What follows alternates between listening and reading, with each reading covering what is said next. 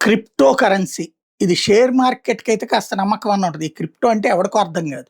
డబ్బులు దాంట్లో పెడితే పెరుగుద్దని చెప్పి మనకి వస్తుంటాయి. ఆ లింకులు నమ్మేసేసి పెట్టినోళ్ళున్నారు. 1000 పెట్టినప్పుడు బానే ఉందని 2000 పెట్టినోడు, 2000 పెట్టినప్పుడు 3000 పెడతన్నోడున్నాడు.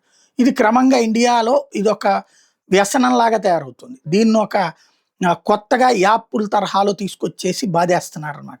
తర్వాత ఈడు పోతే ఎవడిని అడగాలో కూడా తెలీదు. ఇప్పుడు అందుకనినే క్రిప్టోకి సంబంధించి 52 ఆఫ్‌షోర్ ప్లాట్‌ఫార్మ్స్ ఇవేవి అనుమతి లేనివే. వాటన్నిటి మీద యాక్షన్‌కి రంగంలోకి దిగింది మోడీ సర్కార్. ప్రతి క్రిప్టో ప్లాట్‌ఫార్మ్ ఇండియాలో తమ సేవలు అందించాలంటే ఖచ్చితంగా భారతదేశపు అనుమతి తీసుకోవాలి. ఈ విషయాన్ని తేల్చి చెప్పింది. ప్రైవేట్ క్రిప్టో వాలెట్స్ ఏవైతే నడుపుతున్నారో ఇవి హై రిస్క్ వాటిట్లలో పెట్టుబడులు పెట్టొద్దని ప్రజలకి తేల్చి చెప్పింది. ఇప్పుడు వాటిని ట్రాక్ చేసేటటువంటి పనిని సస్పిషియస్ ట్రాన్సాక్షన్ రిపోర్ట్స్ విభాగానికి అప్పజెప్పింది.